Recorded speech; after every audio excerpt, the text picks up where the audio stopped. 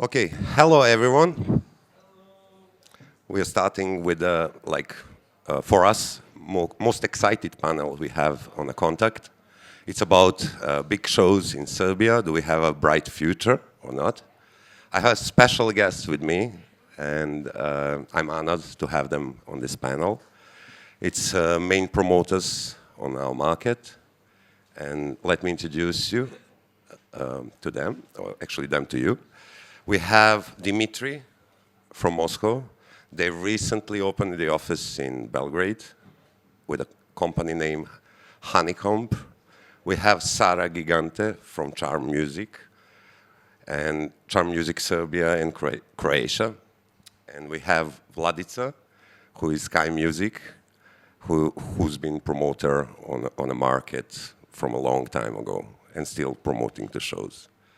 So let's start with the things, who you are and what you did in the past and what you're planning to do on our market. And because this panel not gonna take long, it's like only 45 minutes, so we're gonna go only from beginning directly to the things what we are doing and what is stopping Serbia to be part of the map of the bands who are touring and everything else what you want to know.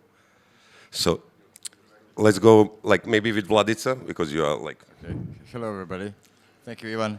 Thank you, Vladica. I'm from Sky Music, from the company Sky Music, and we do quite a lot in Serbia, like festivals and concerts, and our flagship festivals are Music Week, Beer Fest, Classico. We do also a number of events outside of Belgrade, like Koponik, Music Week, and openings, and we do shows and events in surrounding countries, like in Montenegro, opening ceremony, etc., etc. So we are really involved into entertainment business. I want to mention you're also minority share of the Exit Festival as well. Yes, Sky Corporation, yeah, not me personally. Okay, I don't think people know the difference, so maybe you can explain how many Skies there is and which one is promoter, which one is a rental. Well, actually, we have some 25 companies. Each company is specialized in certain field. Like Sky Media is promoting shows. Sky Solution is a rental and production company, etc. etc. We really have 25 companies. It's just we have our own television, studio, academy. Music-wise, we are really involved into all aspects of music industry, and it would be just would be too long for me just to list all the companies and all the activities we do. But as I said, this year we have several concerts. Like we promote local artists, regional artists, local artists like local artists, regional artists, and international artists. We just announced Brian Adams for December, and we promote Jelena Rozga show, and we also do. I forgot about one festival, which is really important. That's Trumpet Gucha Festival. It's the oldest festival in Serbia. Started 1961, and so as you can see, it's a variety of events we are producing and promoting. So you're super busy. Yes, super busy, Ivan. Thank you for your time here. Okay, thank you. Thank you for calling, for inviting us here. Great. Before I come back to you, let's see what let's Sara or Dimitri. Yeah. By the way, I know Dimitri for 20 years. We met during the touring with the Prodigy. Both of us are great friends of them, and we know ourselves many years in the past. And due to this unfortunate war and everything what's happening, they've been operating in Russia and Ukraine, so the whole business stopped there. And they start from the scratch, from zero again. Yes, thank you, Ivan. Yes, we are. We used to be quite a big promoter company in Russia called Pop Farm. And we did a lot of big shows, like stadium shows of Imagine Dragons at Sheeran, 21 Pilots in Russia. We're supposed to do even more last year and this year, but as you said, the war didn't stop the business, but it stopped the business for us, because our business was mostly international, 90% international, and 10% domestic artists. But the ones we've been working with, they are now officially banned from Russia, from playing shows in Russia. Some of them are even from entering Russia. So we had to take the business elsewhere. We decided on Serbia as a base, but we're covering also Greece, Cyprus, Turkey, Bulgaria, Romania, Israel, and what else? Slovakia, Hungary, and but before, and also we still do the Baltic states, Latvia, Estonia, and Lithuania, and also Armenia, Georgia, Azerbaijan, Kazakhstan. So total of about like 15 to 17 countries. And we only did one international show so far in Belgrade, which was Oliver Tree in November. And we're doing Russian-speaking artists at the moment, but there are some shows which are international shows which are confirmed. I can't tell you who they are, but you will know from the news very soon. And yeah, that's it. So it's more than one show. It's more than one show, yeah. And some Russian shows. So we have one in coming up in Borotana on May 15th, which is sold out. And the interesting thing about Russian shows in Serbia that normally Russian audience, and by the way, this unofficial number is 250,000 of Russians in Serbia right now. They are generally prepared to buy tickets at a higher price because it's a nostalgic thing. So for the moment, the listings for Russian-speaking shows, it's better than Moscow used to have a few years ago before the war. Nice. Thank you, Dimitri. Now we have Sarah. Sarah is working for the Charm Music. I just want to mention before she starts to speak, like the owner of the company, Nick Hobbs, was like involved in the exits from I think 2004 or 5 till 2011. They've been doing booking for the Exit Festival. So like the whole crew from the Exit learned a lot from Nick Hobbs, who is the owner of the company. And Sarah didn't work at the time at the Charm Music, but now she's representing that company, and like all of us have a huge respect to the Nick Hobbs because of what he did for the Exit Festival back in the days. Well, thank you on his name. I share your view about him, of course. So basically, introducing the company like Charmenko is quite complicated because it is like divided into 3 different branches. One is talent buying, and it's called Charmenko. Then there is Charm Music, which is actually promoting a company. We have office in Belgrade, in Rijeka, in Warsaw, in Prague, and in Istanbul. And then we have an artist agency called Charmworks, which is basically representing artists which we like or we think they have potential worldwide or just so it's for not some promoting countries. them, it's making them tour and, right. working on the management side with the No, artist. it's agency side. Agency We side. work in collaboration with the manager for like getting shows for certain territories or worldwide. It depends on the size of the artist. Can you mention a couple of artists you're working with? Okay, yes, I can mention Balkan Taksim worldwide, or I can mention Goran Bregovic on some certain markets. Of course, the bigger the name is, the smaller are the territories because they usually tend to have more agents in several parts of the... So you've been part of Goran Bregovic tour abroad outside of Serbia, Right. so you're like partly Mainly in charge for his success abroad, or not? I would say that he's in charge of his own success. He's a great player. So I would say that, yes, of course, we do our job, but How long it's you've been working with him? Since 2013. I mean, myself, but my company since 2009, I think. It was before me in any case, I don't know exactly. And mainly, for instance, if I can name some countries, we work with him quite well in Romania, Turkey, or I don't know, Poland, just to mention main markets where we work with him. And yeah, I have the privilege to look at the Balkans as a whole, let's say, macro region. When I say Balkan, we always step a little bit on a minefield when you use that word, but a little bit like Dimitri, we operate in many countries as co-promoters, as talent buyers, or as promoters. So our office is covering Serbia, Croatia, and Slovenia. Also for us, Slovenia is a good market. We came here in 2017 unofficially, opened the company in 2018, so it's already 5 years we are here.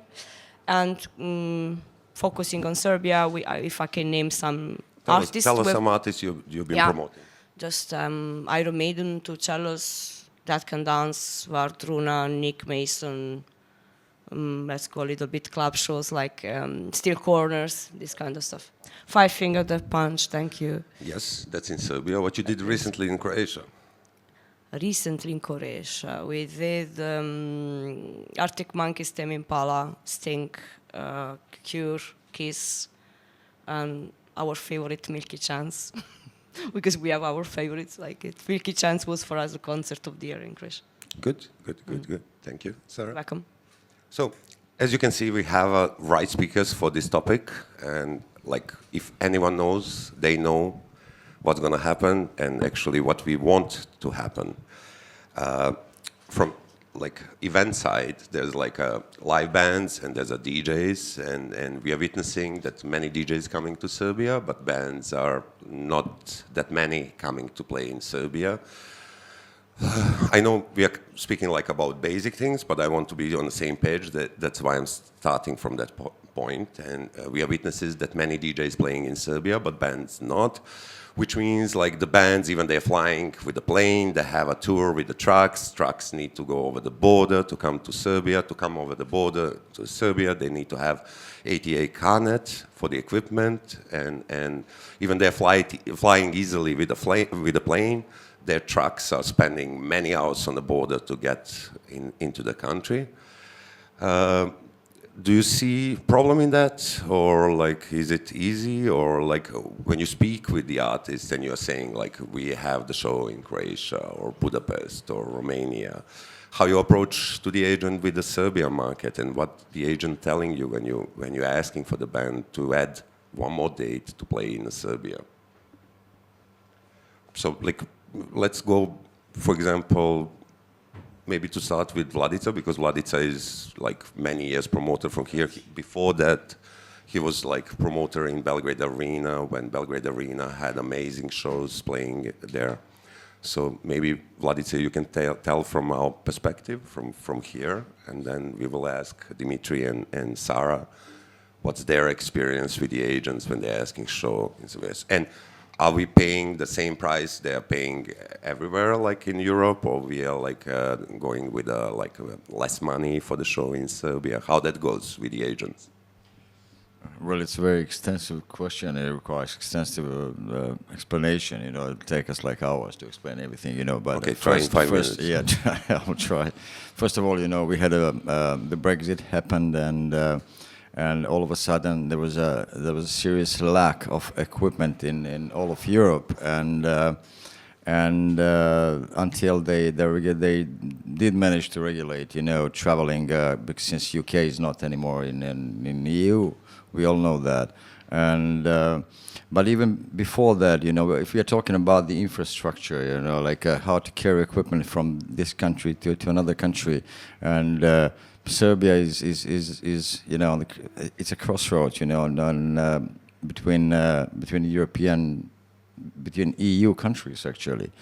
Regardless of Romania, for example, Romania has really bad infrastructure in terms of roads, you know, and I remember like 10-15 years ago, agent complaining about the roads melting in August, you know, and They just couldn't travel, you know, during the day, and they had to travel only over the night, you know. So it's a logistical nightmare, frankly. And I don't know how many times, you know, our partners and friends asked me to help arrange the border assistance, you know, for their trucks coming from Bulgaria going to Croatia, either to Croatia or Hungary or elsewhere.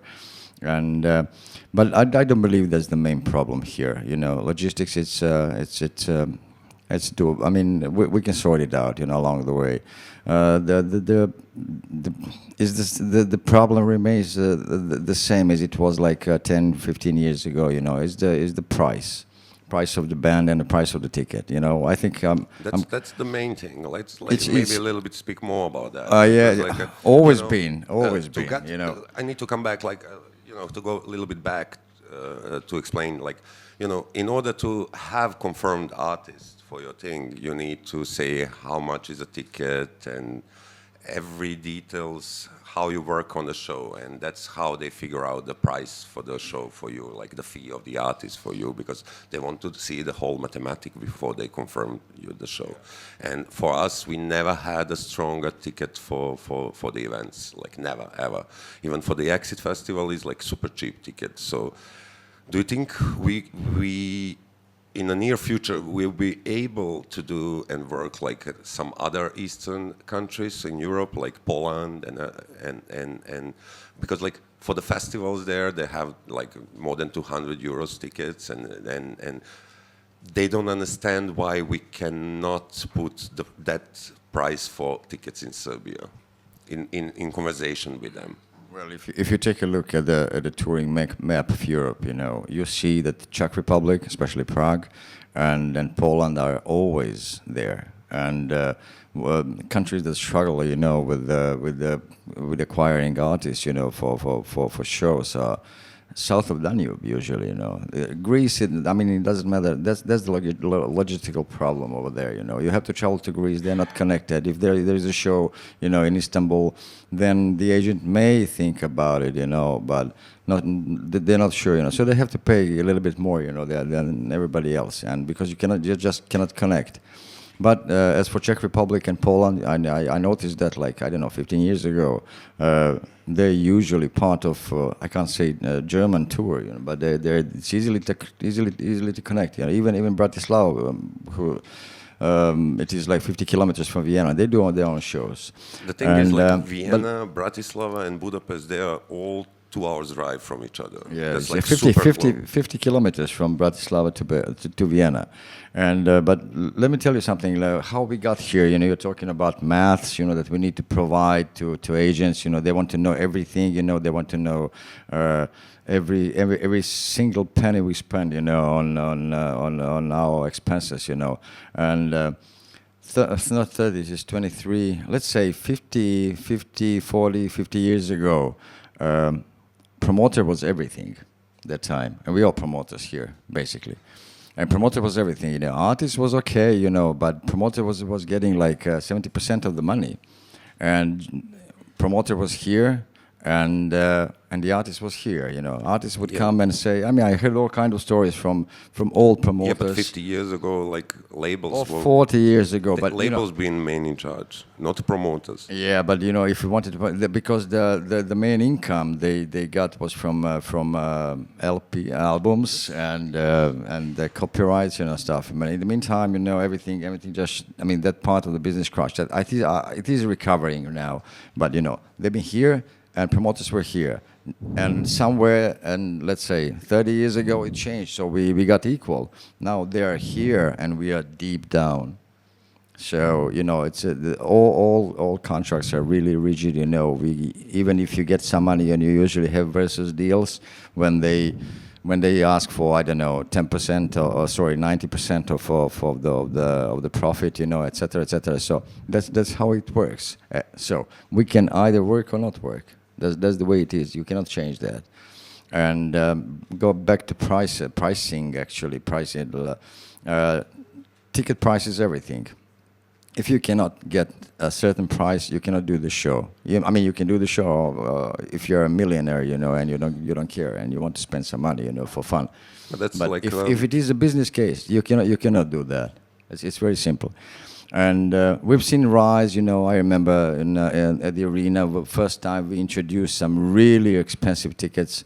Managing director of the venue at that time, Dan, and we insisted that ticket to be like, I don't know, 60 euros, which was like a wow. That was incredible, you know. And we did that they're looking at you, you know. And so I think it was shot there, it was some 13 years ago, and the ticket price was 6,900 or something, you know. And we managed to sell that show. Or was close to, I mean, basically it was a sellout. And so if you have a good product, it will sell out for sure. But to get where, I don't know, where other European countries, basically, you know, for them it's all just to get the content, you know, and to put it on sale. That's it. And for us, we have to invest into, I must say, labels do nothing. Because you have to explain the artist first and spend some money to explain the artist. I don't know how much money would be that. Then you have to advertise the show. Then you have to. Okay, we're gonna come back to that because like it's really important because in other countries you have a let label promoting artists before the show is set up.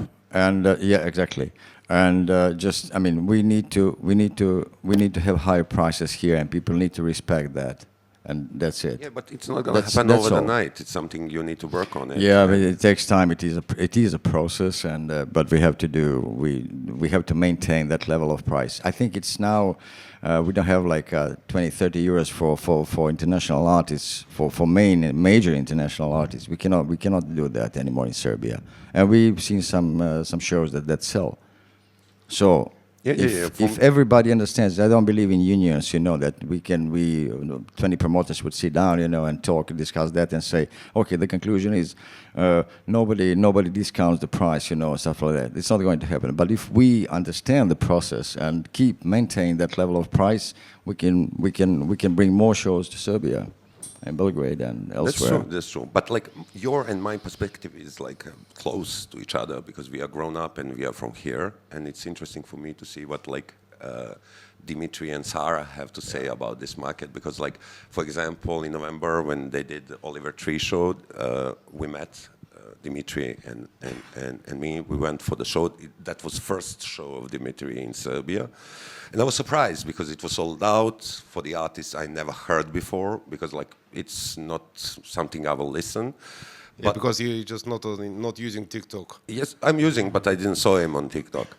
So it's like it's viral. The guy is viral. The ticket was like 5,000 dinars or something like that, which is quite expensive. So it means like you and Vladica and me will never put that big price for the ticket, but like it was great that someone did it and been sold out with that event. How did you feel like doing that one, and what is your impression after doing that one?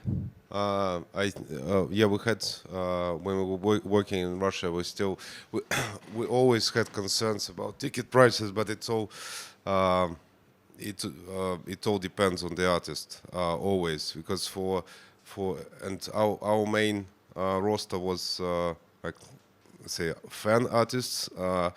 Not something that people would not concerts that people would just go to spend the time in the evening. But because if you put on someone like 21 Pilots, people don't care if it's 30 euros or 70 euros or sometimes even 100 euros. Yes, that would mean that they would go to less shows in a month. But for this kind of artist, they will still buy it. They don't care. They want to see the show. It's not, of course, you can't do it like 200 euros, but when more and more shows would start happening on that level, people would get used to pay more for a ticket and just need gradually to educate them. And sometimes we had this experience before that people would not buy a ticket, but then the show starts to sell out, and they said, "Shit, I should have bought it 2 months ago." And next time he's he's ready to pay more Early and, bird. buy ticket in the start. And early bird, I don't really believe in early birds until you need, unless you need to generate some money for expenses at first, because the first people, let me explain something. just one sentence. The first people to buy the tickets are always the hardcore fans, and if you make the ticket price in the start lower, you will still sell the same amount, but the growth would be much smaller.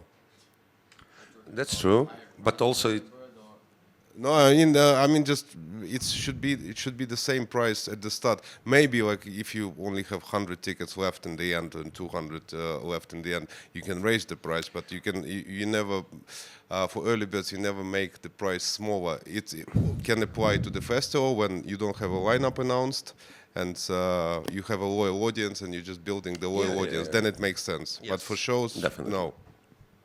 Yes, and also there's a thing like if you go with like from a start with a high expensive tickets, it's like you have some kind of how to say that, like audience then writing on the internet. Everyone is writing like the tickets are too expensive, and then you can risk it that you have people who will boycott your show and not go for the show because everyone will speak it's too expensive. Yeah, but they always complain, but they complain and they buy. I hope. Yeah, because even if you make a ticket 15 euros, they would say, "Oh, it's 15 euros is too much. Should be 5 euros." That's true.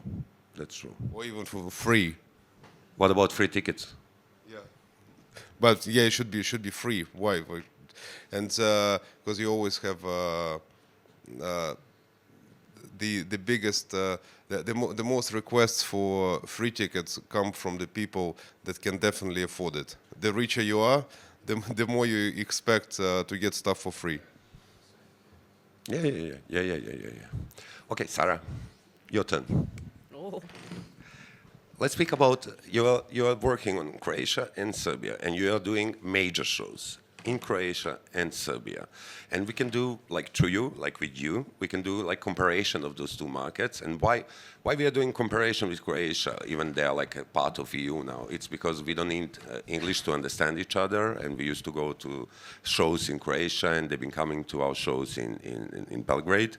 But now it seems like a little bit different because all major shows seems happening in Croatia, but not in Serbia. And I want to hear your thoughts about that and to speak a little bit about, VAT in Croatia, VAT in Serbia, how much is there, how much is here, and those basic things which are like, even they lost their own local currency, so now they're working in euros. And we as a promoter, we always know, like when you do the show, you're losing lots of money on exchanging rates from, like you are selling tickets in the local currency but paying artists in euros or dollars. And if it's like the bigger show, the bigger loss is in exchange rates for the local currency into the euro or dollar. Last year we had some nice experience with this exchange rate with USD. The euro is stable, basically, but the exchange rate with USD last year in Croatia caused us some big pains, let's say. Yeah. Okay. I'm foreigner everywhere, so I look at the things in the way like trying to be objective. Why Croatia is having the major shows and not Serbia, it's open question that we can discuss again for hours, but we have the problem with the borders you mentioned before. For somebody is more or less, and then there is the ticket price. Although I need to agree with Dimitri, I see now also for local shows the price is a bit higher than it used to be before Corona. So I'm curious to see how these shows will sell in the end. They're not happening yet. The one we are monitoring didn't happen yet. So it's now interesting to see if it's going to be one way or the other. Let's see. Here also in terms of expenses, VAT, as you mentioned, and withholding taxes, it is more expensive than Croatia. How much is here? How much is in Croatia? Withholding here is 20, in Croatia in the worst case is 10. It depends the country of origin of the artist. Huh? How much is on the tickets? On the tickets? On the tickets 5, and here is 10. So it's Here is more or 10, less the in double. Croatia is 5. Yes, right. So both on the tickets and on withholding taxes, it's the double. And of course, we noticed last year we can force the ticket prices a bit more than we thought. I still regret not to have been more decisive or about Arctic Monkeys, for instance. The general admission was €64. I understood that we all understood we underpriced it. It could have been more. And then if you see the same trend you have this year in Pula, you will see that the price of let's say similar shows has doubled, basically doubled. Like one more thing I noticed with the Arctic Monkeys is Yeah. actually when you do that there, you're actually personalizing tickets. So actually people cannot transfer the ticket to someone else, which is not the In case theory. in Serbia. in theory. We How have that had works? That's what I personalized wanna- tickets in Serbia too, but the show didn't happen. It was cancelled because of Corona. Basically, this request usually comes from the artist to prevent reselling on Viagogo and secondary market. Remember, there were tickets for Arctic Monkeys at a certain time on Viagogo on €3,500. Don't know if anybody bought it, but it was interesting to notice this. And but it actually doesn't really prevent it. I mean, we need to be honest. Like you ask the ID at the entrance, but customer is not obliged to show you. So it's their goodwill to show you the ID or identification. If they refuse, you cannot insist. But is it It's your by the law. goodwill or are you going to let him in or not? Well, you have to. It's like this. You have to. Okay. Okay. So, Customer is always right. yeah, that's true. That's true. We wish.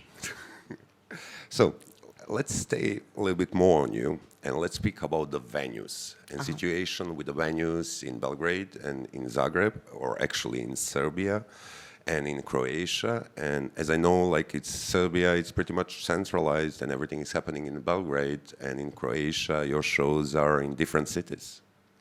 Yeah, we work in Šibenik, we work in Opatija or in Pula, Zagreb.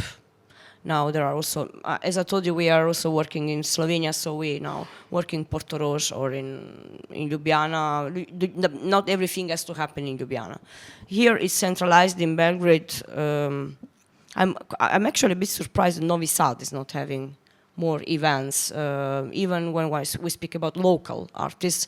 As Charmenko, we don't deal much with local artists. We work with international artists.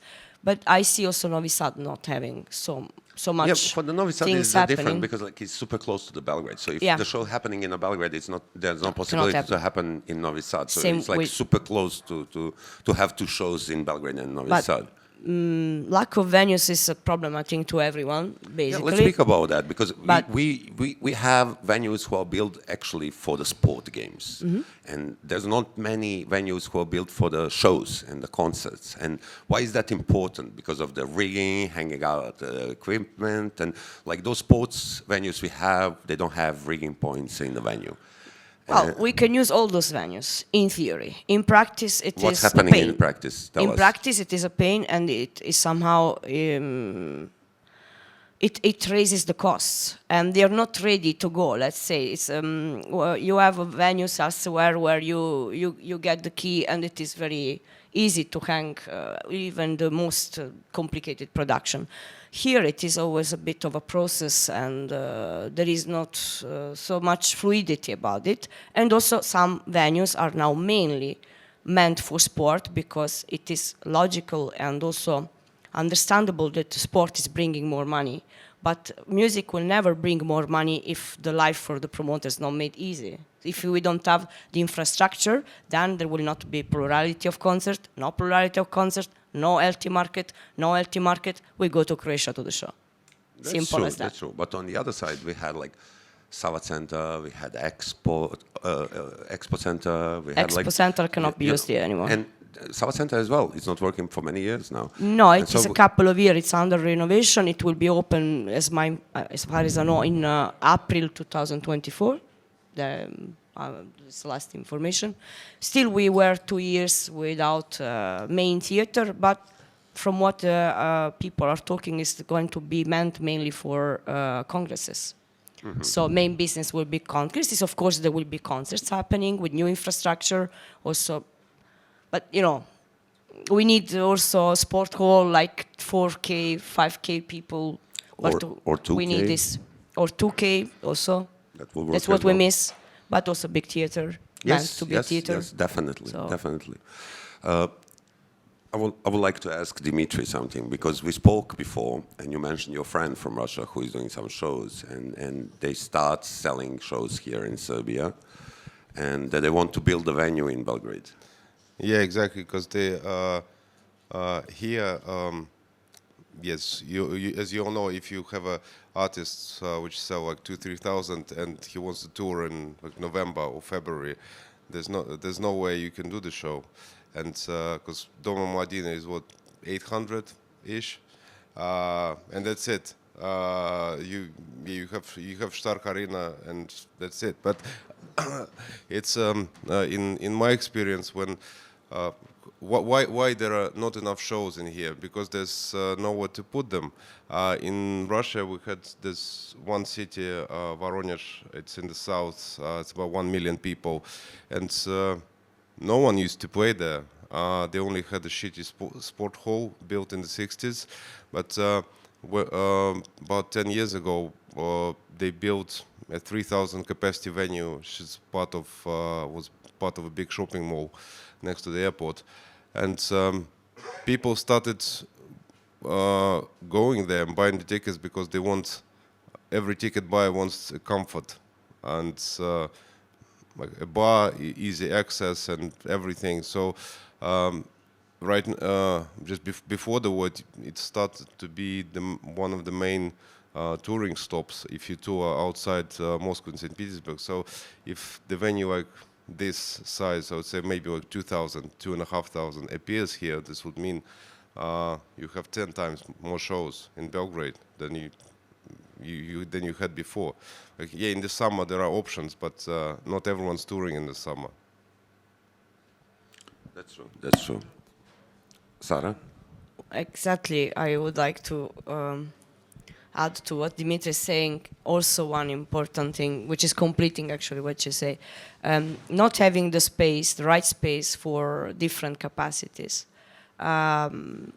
somehow generates the tendency of the promoter, of the colleagues, not necessarily us sitting here, but also the others, to offer for the acts they know already since 90s, 80s, they're gonna sell, and repeating a little bit the same, the same soap. And this also means not to bring new stuff, which are trendy maybe somewhere, but you don't have the option, the right option, you're not sure that then if the venue is too big, you're not going to risk it. So I think this has also the consequence to make the market a bit dormant and repeating the things which everybody already knows. Because in Serbia it is like a bit like this. People want to go where they want to see what they already know. But it could be changed if we could risk a bit more. And in order to risk a bit more, we need space. Where, if you have an act for 4K people and you have nowhere else than arena, then you're not going to risk arena. It could happen you sell 8, but maybe you sell 2. So you need venue for 4 in order to risk it and to bring something which is like a little bit more fresh, and also to give these young people something to see, apart from local artists, which are very well represented, I think. Vladic, what's your thoughts on the venues? And as I understand... Venues? Yeah, well...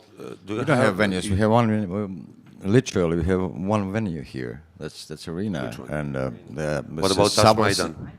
Tash Maidan is newly opened, and I don't know, it's 10,000 capacity. You can do only, but as Dimitri said, open air. what are you going to do, in December? So I'm talking about regular tours, we all know that the schedule for the bands for the summer period is totally different, bands are more expensive, they accept more money, because they usually play festivals, especially if they're coming from US. And but what are we going to do in December, October, November, and February, March, April, when you have regular tours, It's not just Belgrade, I've seen that in Bucharest, for example. They have just, they don't have a proper arena at all, They have one venue which is bigger than Sava Center, let's say 4,000 capacity, all shows play there, but you cannot accommodate every show there because it's just too expensive for 4,000, You need 6,000 venue or similar. And they have also another, so the situation, though the Bucharest is bigger, and it's part of EU, but at least they have a stadium, a brand new stadium, so they can play shows like, and I don't know, Ed Sheeran, Metallica, etc. We don't have stadiums as well. We cannot use our stadiums for those shows. We forgot about that, but that's the point. We cannot it's use absolutely the impossible. I've been to. I had so many talks, with the stadium officials and even Red Star and parties, and you just cannot do a show over there, because it's an old venue. Yeah. You cannot, and for those bands are called for a reason. Stadium bands, they're not called Greenfield or I don't know, Livada bands, No, they're called stadium bands, That's it. Yeah. But also we've been together a couple of weeks ago in London for our International Live Music Conference, and the main topic over there, for Poland and other countries, is in 6 weeks, when it's a summertime, when it's a season, when it's a touring time, when everyone is touring, they have in 6 weeks 8 stadium shows. Ticket is the cheapest one is 200 euros. So someone who want to go to the 8 shows to see, he need 1,600 euros to see those shows, So they are a little bit too much shows in short time of the year when they have it. That's their problems, which is for me, sweet problems. We don't have those kind of problems. We don't have any shows, We have no chance to have those problems at all. Yes. Okay, I think we are close to the end. So there's a space for question from the audience. If someone want to ask our guests anything, please be my guest. It will be nice, even one question from someone. Soka, you were raising hand? Okay, no questions. So we've been pretty much Ivan, clear, and we said nothing. I think we spread so much negativism right now. Nobody wants to know anything about it. Okay. Please give huge applause for my guests, and thank you.